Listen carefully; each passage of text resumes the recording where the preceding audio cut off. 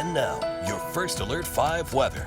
And welcome back, everyone, to News 5 at 10 on your Sunday night. Myself, Andy, Brady, all hoping you had a nice weekend and had the chance to get outside, even though today was a little bit chilly. Take a look at the scene up at 11 Mile Reservoir back on Friday. Carol sending us the photo with some sunshine trying to break through the clouds and some folks out there doing some ice fishing, something I did a few years ago during an Adventures with Alan segment. This picture I showed earlier, but just so beautiful from Glenn. I want to show it again. This is Hardscrabble Pass. If you're unfamiliar with the location, maybe you're new to southern Colorado, this is out across the Wet Mountains, just to the west-southwest of Pueblo. Today in Pueblo, 49 degrees your high. That was 11 below average. In the Springs, also 11 degrees below the 30-year average, topping out at 43 when we should typically be right around 54 this time of the year.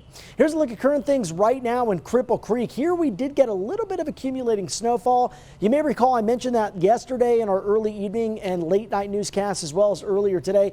Looks like, based on what I'm seeing here, no storm reports, but maybe around a trace, light dusting, possibly up to an inch into southern parts of Teller County. Here in the Springs, we have seen some flakes and flurries throughout the evening hours, generally on the north side of town. Right now it's dry downtown where the current temperature is 34. And so far today, generally dry in the Steel City where we're sitting at 40. Show you one more of our live cams, Woodland Park, wet pavement, but check out the sidewalks, maybe some of the grassy surfaces there. You can see a little bit of light snow also collecting in the northern parts of Teller County this evening. And still seeing some rain and snow showers across large part of the Centennial State, fairly scattered in nature, most concentrated down across southern areas, but also getting some of that snow extending out of the Palmer Divide into parts of El Paso County. And we have another wave that's moving into the west coast this evening that's expected to bring some more snow to the mountain areas as we make our way into the day on Monday. Now here in the Pikes Peak region, I think areas east and along the interstate likely to stay dry, so probably a good day to get the car washed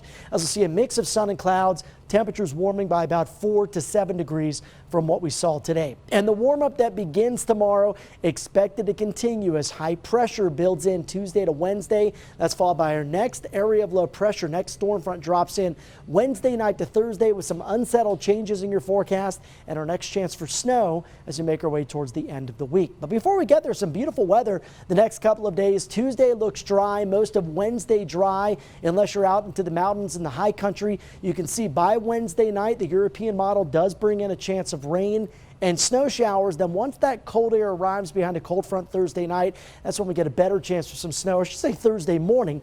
That's when we get that better chance for snow for the rest of the day on Thursday. Lows tonight down to the teens and 20s. Highs tomorrow, even with a modest amount of mooring. Again, still below average for this time of the year. So we're dry through Tuesday. Most of Wednesday's dry. But take a look at Thursday on the Super 7-day forecast. Pretty good snow chances through the afternoon hours. I think that'll wind down some by late Thursday night. And then we're dry St. Patty's Day as we head towards the start of the weekend. For Pueblo, starting out warm on the 7-day forecast, up to 72 on Wednesday. As precip moves in, could start as rain before transitioning to maybe snow or a wintry mix on Thursday. In Canyon City, it's also the warm before the storm with 67 on Wednesday, then down to the 40s. And once we cool down, it looks pretty cold throughout the rest of that 7-day forecast. Woodland Park, we've got 50s Tuesday to Wednesday, but snow by Thursday. Could see some of that Wednesday night, and some of the snow up there in Teller County, Andy, could linger into St. Patty's Day. So maybe more white than green. Certainly.